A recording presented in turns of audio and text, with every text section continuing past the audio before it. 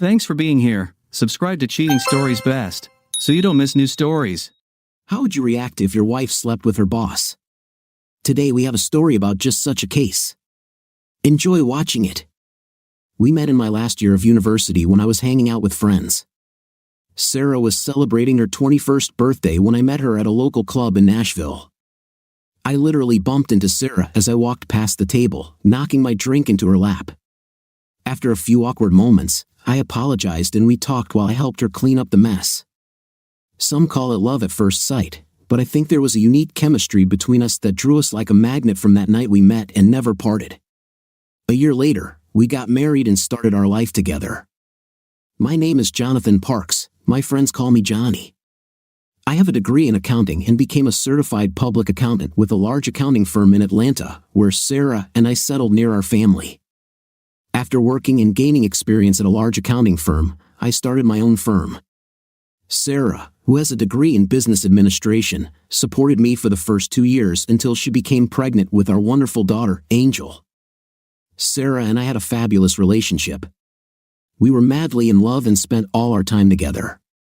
When Angel came into our lives, we extended our love to our wonderful daughter. For the next 10 years, we lived a typical family life. I worked hard to develop the business while Sarah took care of the house and raised our daughter. Intimate, we were happy and made love at least 3 times a week. I say we loved each other, and that's exactly what it was, love. Our feelings for each other were deep and sensual. We never experimented or had rough intim because we respected each other and never wanted to do anything like that. Sarah liked having me at her feet, and I liked giving it to her, but she wasn't a big fan of below-the-belt pleasure and only did it on special occasions, probably less than 10 times during our marriage. I never pressed her because I was happy with our life and enjoyed our relationship. What I loved about Sarah was how attentive she was. Always from the day we said our vows, she kissed or hugged me, held my hand, or didn't let go of me every time we were together. The intimate in our marriage was incredible, and I enjoyed every second of it. Our friends always laughed at us and said that it wouldn't last forever, but after 10 years of this affection, they finally realized that we were a special couple. When Angel was 10 years old, Sarah said she wanted to go back to work now that Angel had a routine and was home from school at 3:30 p.m. every day. Sarah explained that she didn't want to sit at home every day but wanted to get back into the real world. After many hours of discussion, we agreed and came up with a plan that would ensure that Angel would continue to receive the attention that a 10-year-old girl needed. Sarah found a job as a personal assistant to William Mason, a lawyer who was 10 years older than her. The hours were good, and Sarah enjoyed taking on serious responsibility, which was good for her confidence. She was no longer a housewife but a businesswoman and mother. I saw how happy she was with her work and supported her. She could be home by 4 every day and was always there for Angel. Over time, our family became stronger. We had a comfortable life, living in an upscale apartment complex with country club memberships. Because we had no financial problems, we were able to save enough for Angel's college and retirement. We lived a blessed life because we had our health, money, and happiness without worrying about it. As you can imagine, intimate life changes after 10 years of marriage, and in most marriages, it slows down, and ours was no different. We went from making love 3 to 4 times a week to making love only 2 times a week, usually on Friday and Saturday evenings. Yes, we became predictable, but we still loved each other and enjoyed our closeness. Sarah never stopped being attentive and always showed me her love. Over the years, I enjoyed the attention and love, and the intimacy we shared was every bit as important to me as our lovemaking. When she kissed and hugged me for no reason, just loving me, it was overwhelming, and for me, it was the best part of our marriage. I loved her back, but Sarah always made sure I knew how much she loved me. Angel joined the math club and stayed after school, returning home around 5 p.m., around the same time Sarah started working late twice a week, which worked out well because Angel now came home at the same time as me. We never wanted to leave her home alone at that age and made sure our schedules worked together. William, Sarah's boss, has been promoted to senior partner in his father-in-law's firm. When he got promoted, Sarah had to work a few extra hours 2 evenings a week, on Tuesdays and Thursdays. She was home by 7 p.m., and I made sure dinner was ready when she got home after a hard day at work. Except for those 2 nights a week, everything in our marriage remained the same. My business was thriving, and I was earning a good income. The company had grown to 45 employees, and I had my hands full growing the business. We had become a well-known and respected accounting firm that had been the target of acquisitions or mergers with some of the larger firms in the area. Angel was 15 years old and began to think about colleges and her future. Sarah worked for William and was as attractive as the day we met. The years had been good for Sarah, as she had maintained her slim figure highlighted by her long legs. She had a pretty face, but she never seemed anything other than professional and conservative. We both led a lifestyle that others might call boring. We spent most of our time together at home, going to the movies or to a family event with our daughter, and we were always together as a family, never going anywhere without each other. William, her boss, called me and told me that Sarah would be honored at a banquet next month, and that Angel and I had been invited. I proudly told Angel that Mom would receive an award for excellence in her profession. Since the award was a surprise, they invited us. Typically, these meetings were for staff only, and we were asked to keep it a secret until the awards ceremony. Over the last 5 years, since Sarah started working for William, she had done an excellent job, which seemed to make her happier at home and improve her self-esteem. I knew she worked hard and was loved in the company, and now hearing about the award made Angel and me proud. Sarah told us about an upcoming business meeting at the Ritz-Carlton downtown, and how she would have to work late and prepare a presentation for the entire company. She was looking forward to the presentation and spent many hours on it in the weeks leading up to the event. At the time, she didn't know we were invited or even about her award, and Angel and I kept the secret. We could hardly wait for this event and Sarah's award. I took Angel shopping for a new dress and bought a new suit to make sure Sarah would make her family proud at the award ceremony. Sarah wore a knee-length dress with a cutout back that looked professional but still showed off her beautiful curves. She was an attractive and desirable woman at the tender age of 37. Before the limo picked her up, Angel and I hugged and wished her luck with her presentation that evening. We had 2 hours to get ready, and we got dressed on time and headed out to be at the event about 30 minutes before Sarah's talk. One of the hosts greeted us and seated us at a table in the center of the room with a beautiful view of the stage. Angel and I were treated special, and everyone told us how much they loved Sarah and how glad they were to meet us. We felt so welcome and happy to be with our wife and mother. The lights in the hall dimmed as they began their performance on stage. The spotlights came on as the first speaker introduced the firm's founder, the CEO, and then William, the senior partner. William gave a short speech about the company's success and then introduced Sarah, who was to share some of the successes of the past year. Sarah took the stage, looking as beautiful as ever, and I could see how proud Angel was when she saw her mother begin her performance. In a professional and trained voice, Sarah spoke about the company's accomplishments over the past year, their successes, and future projects they were working on. She spoke for about 10 minutes, and when she finished, she handed the stage back to William. But before she left, William took her hands and pulled her closer to him while he spoke. Ladies and gentlemen, before Sarah leaves the stage, I would like to say a few words. Sarah and I have worked closely together for the past 5 years, and Sarah has become an integral part of our organization and my work life. I am convinced that without her, we would not have achieved the successes that she described today. I am honored to honor Sarah tonight with our highest honor, the Chairman's Club Award. This award is given only to employees who go far beyond the call of duty and are recognized for their dedication to the company. She received a large plaque and envelope containing a $10,000 reward. With tears in her eyes, she accepted the check, hugged William, turned to the audience, and thanked everyone. Angel and I had tears in our eyes because we were both so proud of Sarah. All the people at the table hugged me, and it was one of our happiest evenings. We were both bursting with pride and couldn't stop smiling. The lights came on, and it was time for a drink. I took the glass and told Angel I'd be right back, heading towards one of the bars at the far end of the room. The lines for drinks were long, and I saw the empty bar next to the stage. I went over to get a double jack and a soft drink for Angel, feeling happy and generous. I smiled and tossed $5 into the tip jar, picked up my drinks, and turned to go back to my table. Then, my world collapsed. On the way back, something caught my attention, and I turned around to see what it was. Behind the curtains, Protected from prying eyes, a couple hugged and kissed.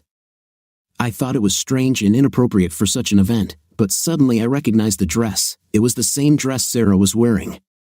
I turned around again and froze in place. The couple I was looking at were engaged in a heartfelt kiss. The woman had her arms wrapped around the man's neck, and the man's hand was caressing her fifth place. The way they hugged made me realize that this was not the first time they had shared such intimacy. The couple obviously felt safe behind the curtain and allowed themselves intimate feelings. Watching this happen, I felt as if I was having an out-of-body experience. I stood frozen with 2 glasses in my hands and my mouth open, and watched the two until they finally separated and confirmed to me that it was indeed the love of my life who was very romantically kissing her boss, William. At that moment, I dropped one of the drinks, which attracted the attention of the lovers. When she saw the man staring at them, I saw a shocked expression on her face.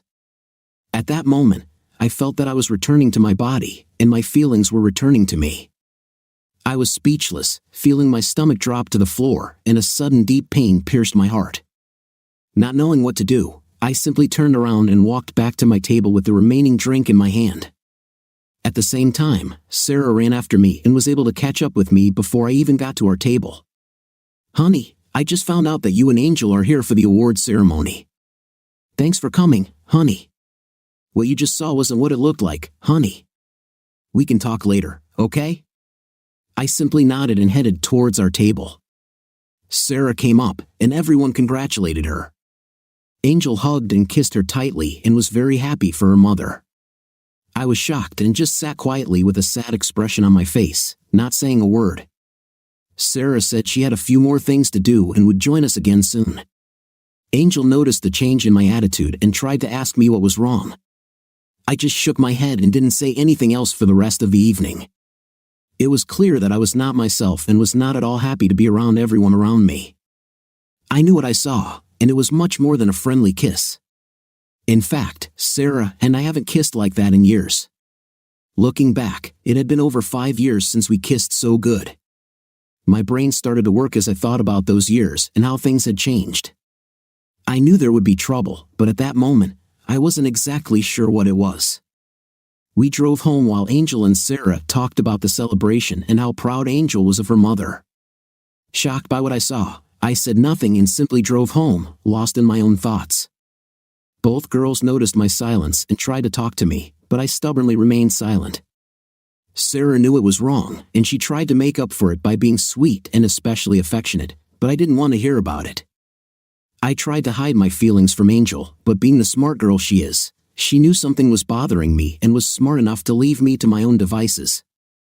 Before Angel went to bed, she whispered in my ear, "Dad, if you want to talk, I'm here for you, okay?" Angel hugged me and kissed me before going to bed. I went straight to bed without saying a word, and a few minutes later, I heard Sarah enter the room. "Johnny, are you okay, baby?" After a full minute of silence, she asked, "Darling, do you want to talk to me?" I could tell from her voice that she was nervous. When she climbed into bed and tried to hug me, I turned my back to her. "Look, I know what it looked like, and I'm so sorry. I don't know what to say, but it wasn't what it looked like. Please talk to me." Without saying a word, I lay there in silence as anger began to displace the state of shock I was in. I didn't say another word because I had nothing to say to this woman, and I knew that anything I said would be hurtful and wouldn't solve anything. She tried to hug me, but I ignored her and had the worst dream of my life. The next morning was Saturday, and I knew it was going to be a long day. When I opened my eyes and sunlight streamed through the window, I lay there remembering the scene I had witnessed and trying to make sense of the situation. I got out of bed, went to the bathroom, washed my face, and brushed my teeth. When I returned to the bedroom, Sarah was sitting on the bed, watching me and trying to act normal. "Good morning, honey. Did you sleep well?" she asked, as if nothing had happened. I ignored her question, put on jeans and a t-shirt, and looked at her before leaving the bedroom. I turned to her with a hateful look in my eyes, speaking for the first time since the banquet. "How long?" When she didn't answer and just looked at her hands, I left her and went to have breakfast and think for a while. I was out of my mind. I know things will change for us, and I can't wait to hear what she has to tell me about her affair. She knows she has to tell me the truth because she knows if she lies, I'll find out. Sarah and I were very close, and she never gave me any reason to believe that she wanted another man. I haven't noticed any change in our intimacy, and she still hugs and kisses me all the time. How can she act like this when she's having an affair? I mean, if she's with him, how can she show me all this love? Could the woman I love really be having an affair with William? Oh my God, this is terrible, and I can't believe this happened. William knows he shouldn't show affection outside of his office, but tonight he just had to kiss me. Yes, I enjoyed his kisses and hugs, and it was an exciting evening, so I can understand his enthusiasm. But he knows my rules about showing affection in public and how dangerous it is. Now I have a big problem. How can I explain to Johnny what he saw? He's not stupid, and I know it won't be easy. I remember the first time William and I started this affair. It was a year after I became his assistant, and he was having problems with his wife. He has 6 small children, including twins, which keep his wife very busy and overworked. They were going through hard times, and he started telling me about his problems. We became closer, and I remember helping him through this difficult time, but not without consequences. Several times, I hugged him and told him that everything would be okay and that he just needed to hang in there and love his wife. One day when I was hugging him, we felt an electric current pass through us, and we kissed, which ended in intim on a large sofa in his office. Today, I know that I was selfish and fell into his web.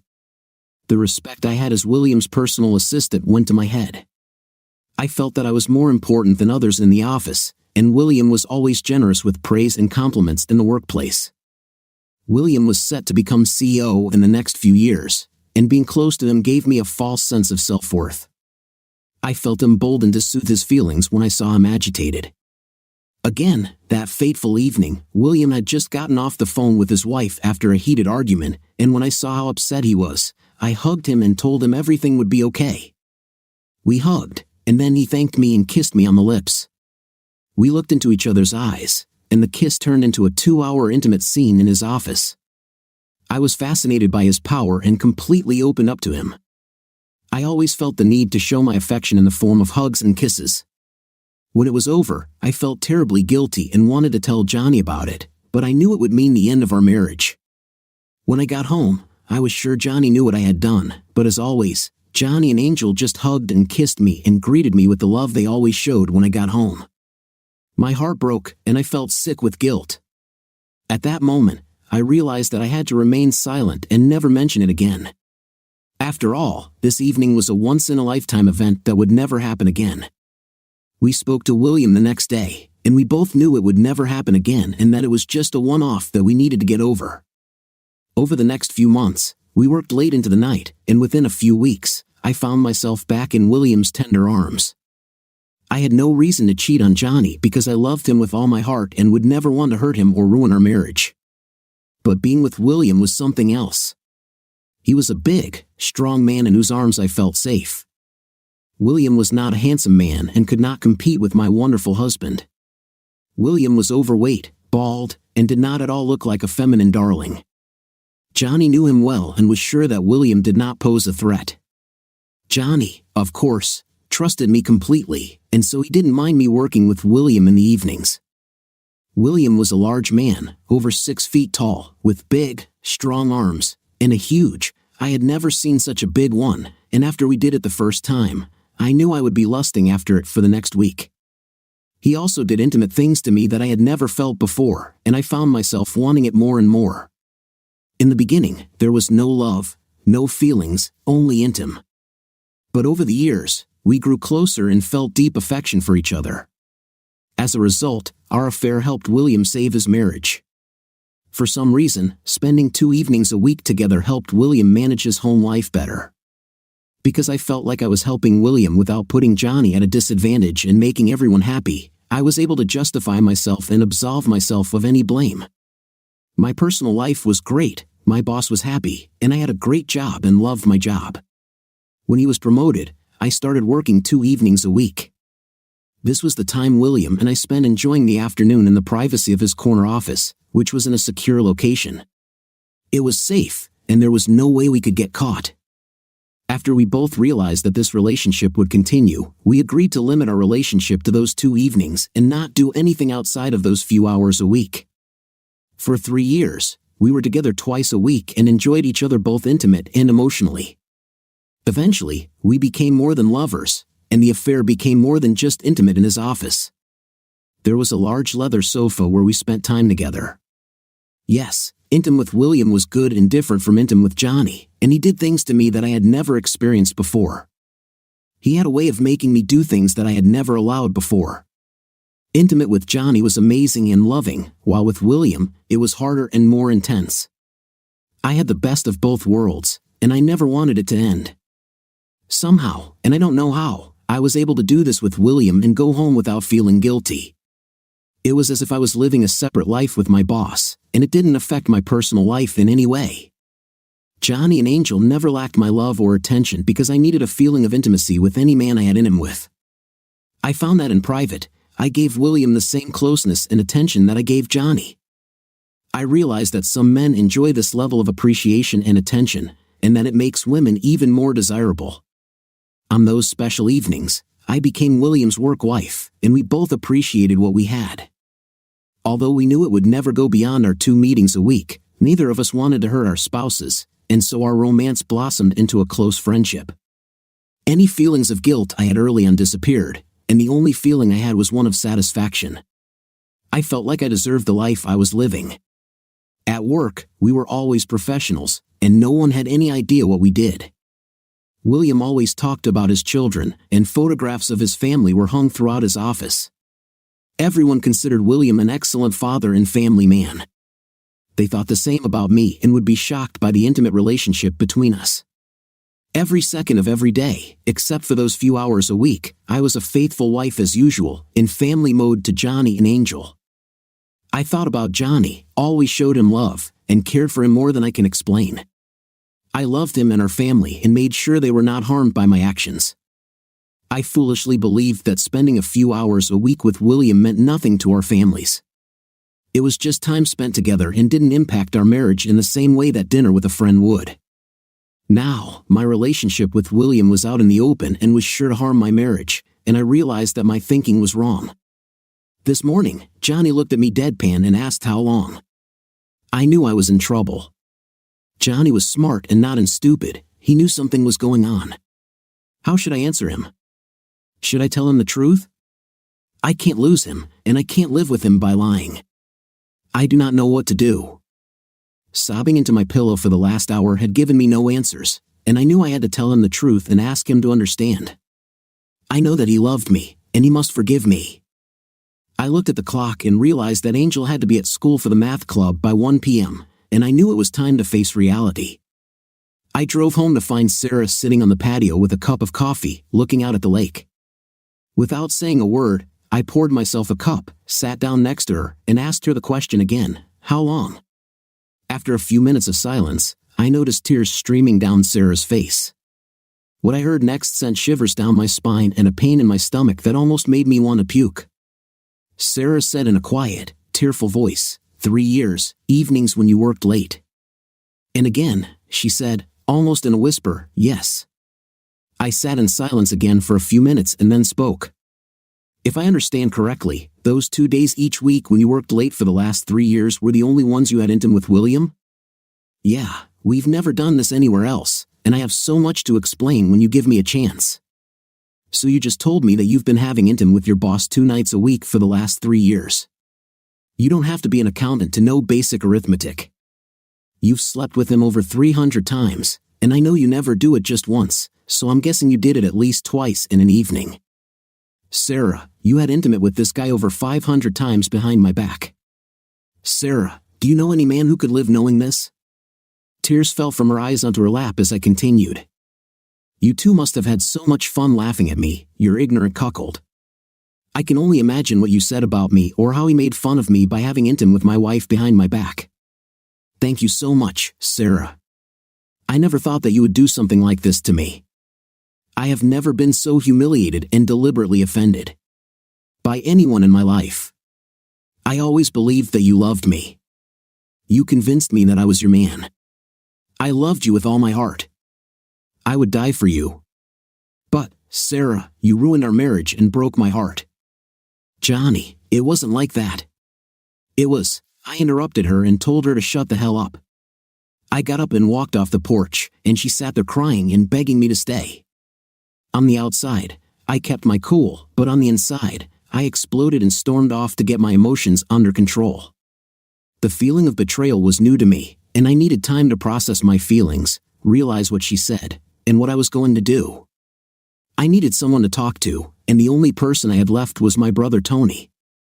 We were very close as children, but we chose different paths in life. Tony spent 5 years in federal prison for pills trafficking and moved in dangerous circles. By comparison, I was a churchgoer, an accountant who paid a lot of taxes, and didn't even have a parking ticket. Tony and I didn't talk very often, but growing up, Tony always turned to me for support. I was with him during his trial, and thanks to my contacts, I was able to get his sentence reduced from the mandatory 20 years to 5 years. That morning, I called him. "Hello, Tony, it's me, your older brother. Bro, how are you doing? What's new? I have a problem, and I need to talk to someone. Do you have time?" "Of course, what's the matter, man?" "This is hard.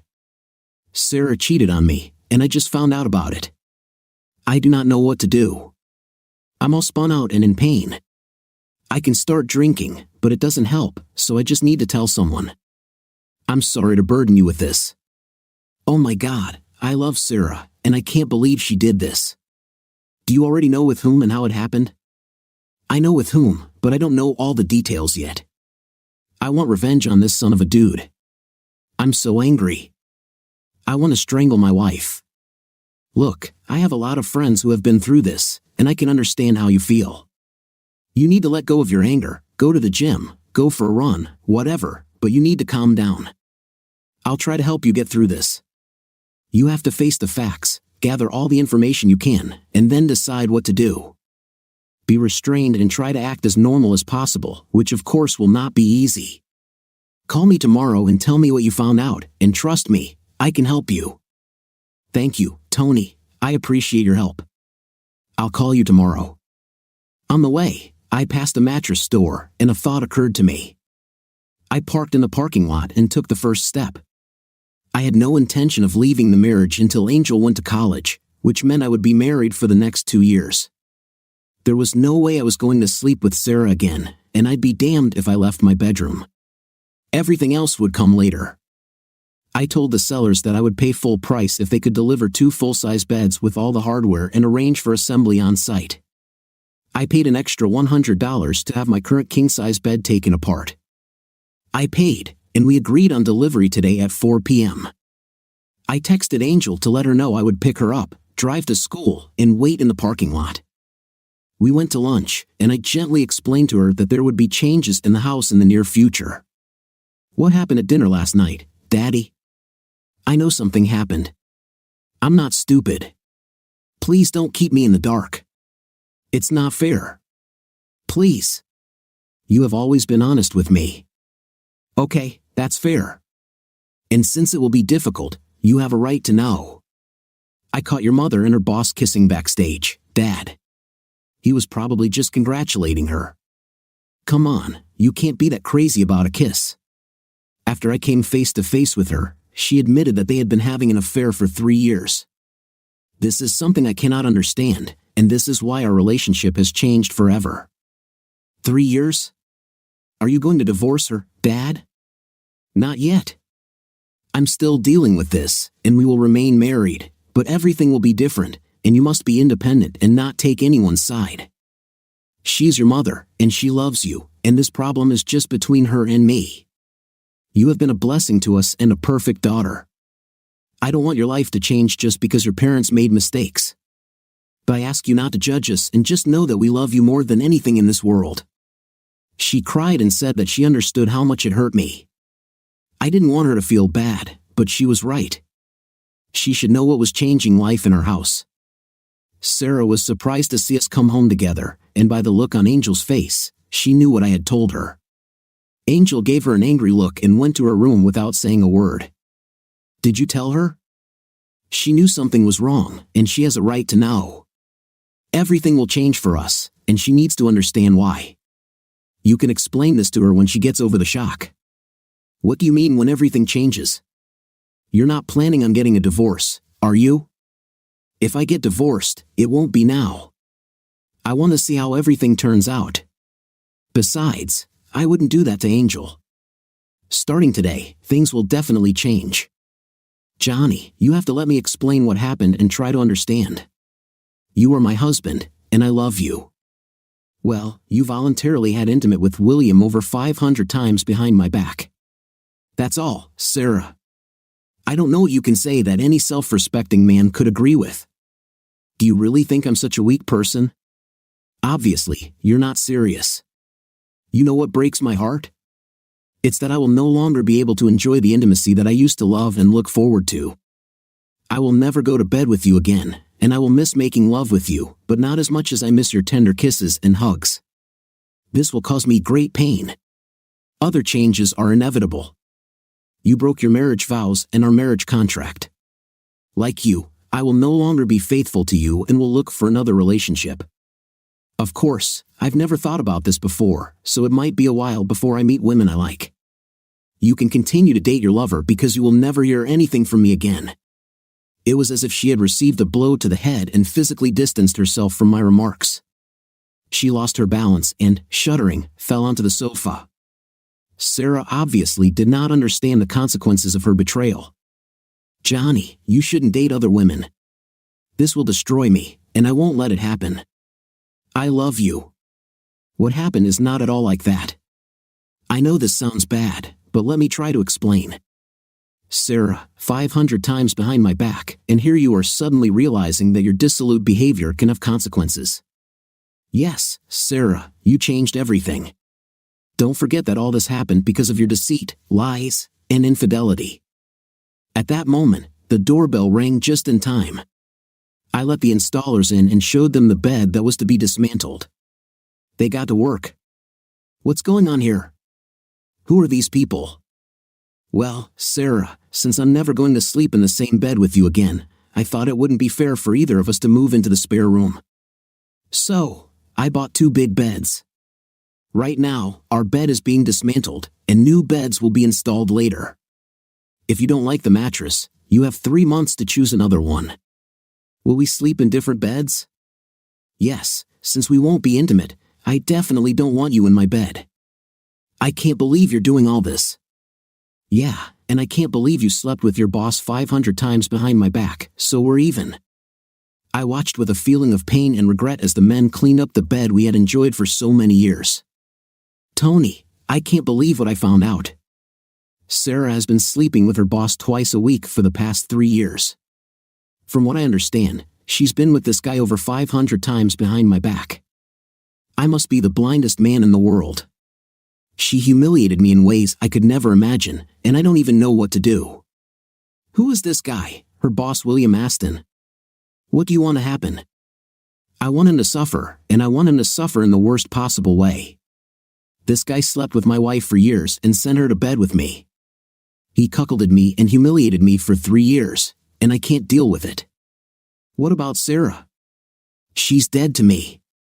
I'm going to divorce her when Angel is in college, and before that, I'm going to destroy her. Right now, she will be living a lonely life because I am closing myself off from her. If she tries to divorce me before Angel goes to school, I will ruin her career and expose her depravity to everyone. Come on, I'll take care of Mr. Aston, and you go about your business at home and try to keep everything in order. Tony, I don't want you to get in trouble, so don't do anything that could get you arrested. Do you understand me? Of course, brother. Don't worry about it. We'll talk again soon. The weeks at home have been tense. Sarah tried to engage me in conversation, but I only answered her in monosyllables. I could tell she was upset and tried to get me to forgive her, but I was hurt, angry, and adamant. I immersed myself in work, came home late every evening, and was away from home on weekends. Tensions were high, and everyone was walking on eggshells, expecting me to explode. When I returned home one evening after a long day at work, I found Sarah waiting to talk to me. After all these years of sleeping with the only woman I'd ever loved, I was now sleeping in a bed just a few feet from Sarah's. It was sad, and I wasn't sure how I would manage it for the next 2 years until Angel left for college. After the shower, when I lay down in my bed, Sarah asked, "Johnny, how was your day?" "Okay," I answered dryly. "Johnny, I've been thinking, and I want to discuss something with you and understand what you think. I know you don't want anything to do with me, but I love you, and I want to try to do better, even if it's just small steps. I was thinking that maybe I should quit my job. We really don't need the extra money, and I can take the time to be home for you. What do you think, baby?" No matter how hard I tried to keep my anger under control, when I heard her speaking kindly to me and trying to take advantage of our closeness, I just became furious. I sat down and spoke in a nasty voice, not paying attention to the stunned expression on her face. "Listen, Sarah, I don't give a damn what you do. Work, don't work, sleep with your boss, find a new guy for intim. It's your life, do what you want, and don't call me baby or honey or anything other than Johnny. The more I think about it, the more convinced I am that you should keep your job and your 2 intimate sessions a week with William, because I will never be with you again." I rolled over to the other side and lay down on the pillow. I heard Sarah begin to sob, realizing how much her betrayal had hurt me. "Johnny, you don't have to say anything, but please just let me talk. I can't tell you how bad I feel and how sorry I am that I did this to you. I want you to know that I never stopped loving you. The pain I caused is incomparable to anything. Not being able to touch you, kiss you, or hug you is killing me. The coldness I feel from you has broken my heart. Yes, I miss you in bed. I can't live without your touch and love. I don't know what to do or how to fix this, but I don't want to lose you. Please know that I'm here whenever you are ready to talk or ask anything, and I am ready to tell you everything, Johnny. The tension in the house is toxic, and I'm afraid it's spreading to Angel. She spends more and more time with her friends and doesn't want to be here anymore. I thought that maybe we could consult to find a way to live together without this hatred. I'm not expecting an answer, but think about it. If not for me, then for Angel. I know it's all my fault, but it's not fair to her. She'll be leaving in a few years, but we don't want her to spend those years in a home filled with hate." I sighed and realized that she was right. Angel was going through this nightmare, and it wasn't fair. After a few seconds, to Sarah's complete shock, I answered, "Okay, make an appointment, and I'll go. But let me be clear, I'm doing this for Angel, not you." Sarah smiled and felt like she had made some progress. Now her tears were tears of happiness. "Oh, thank you, Johnny. I'll take care of everything."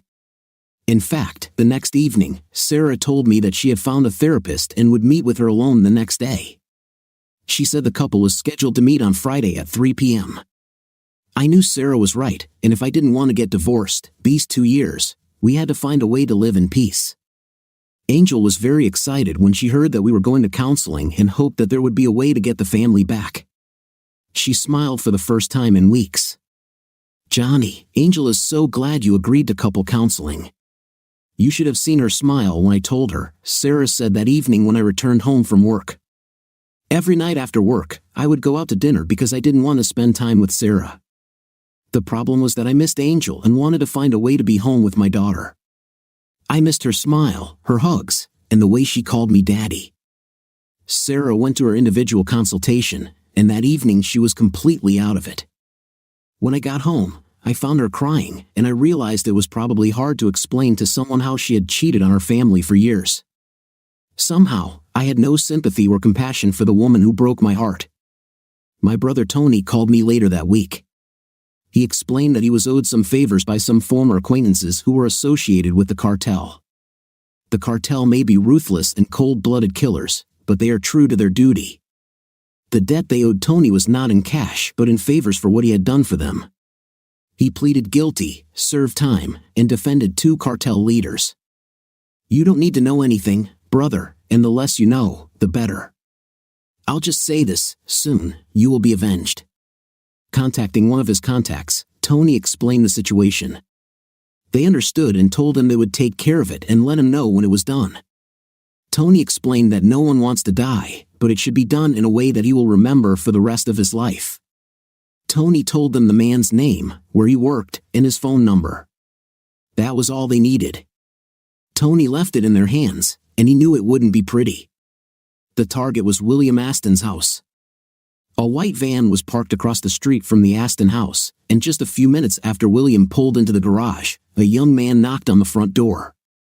William survived, but now he had to manage without the help of his fingers.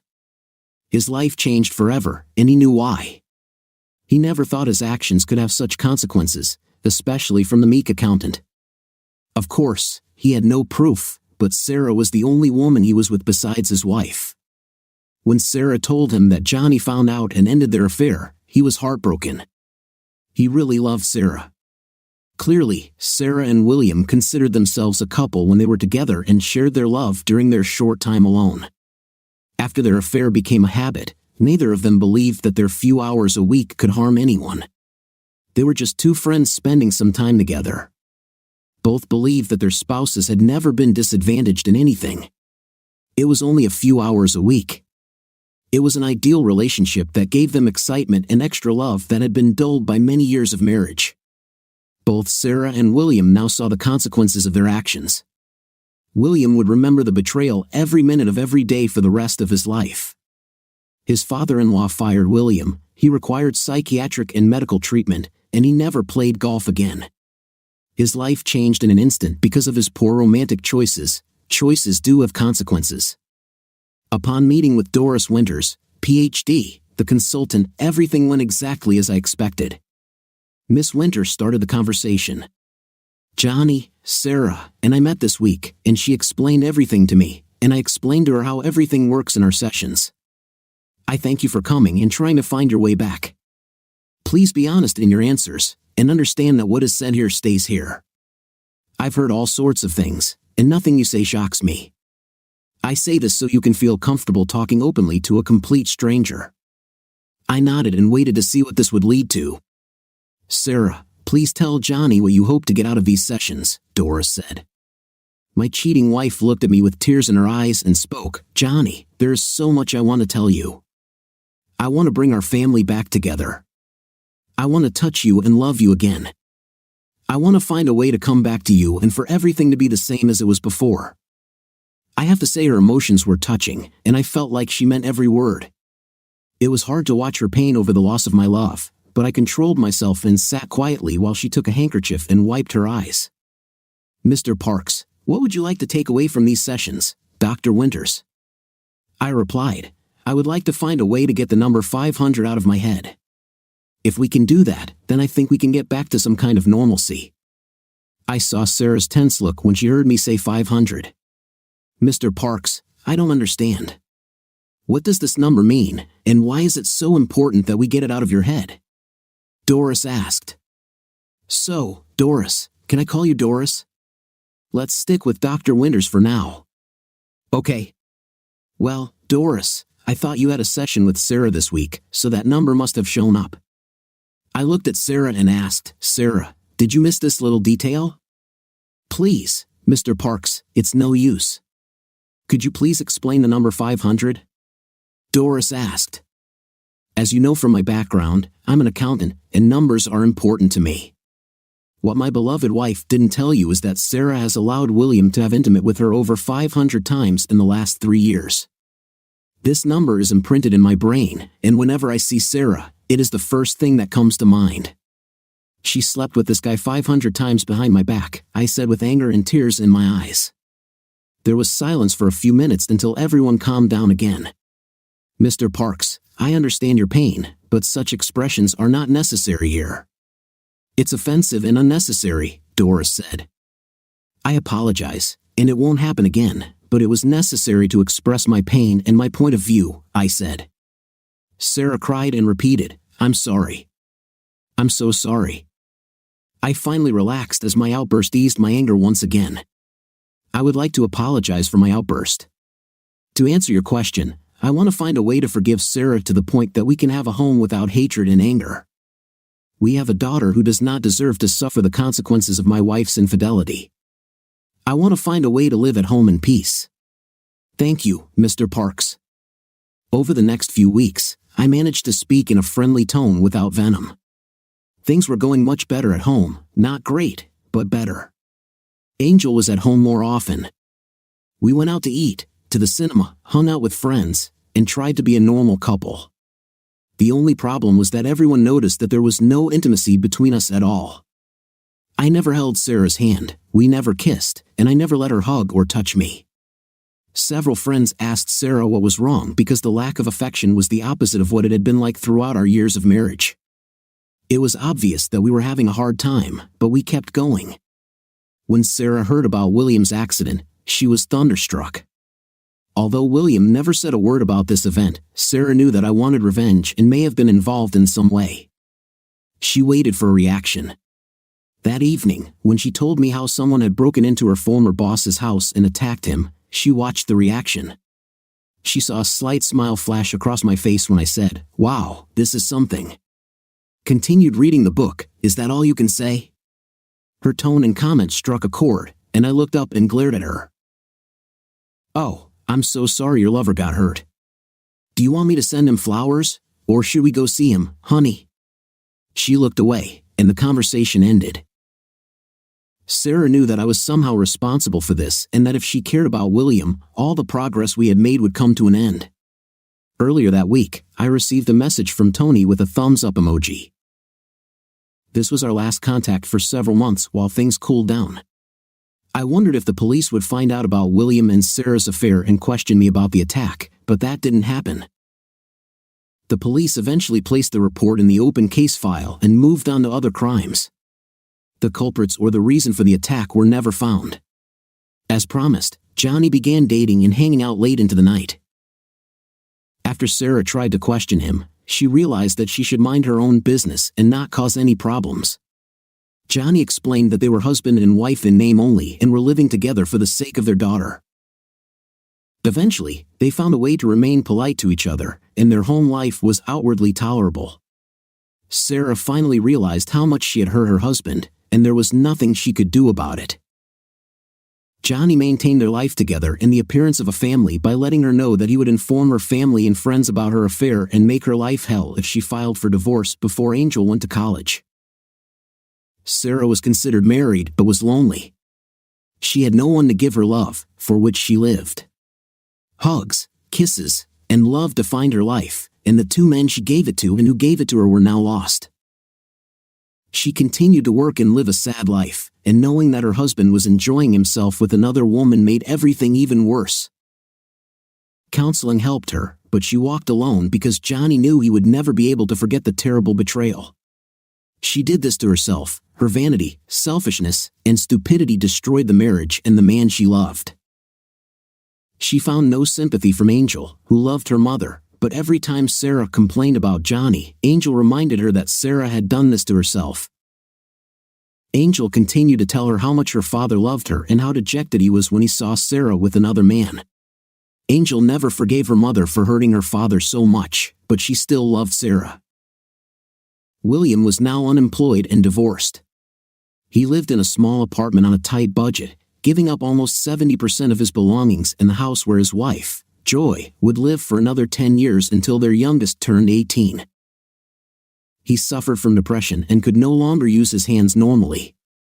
Ironically, he stopped being with both of the women he loved and had intimate with and ended up lonely and unwanted, just as his attackers had promised.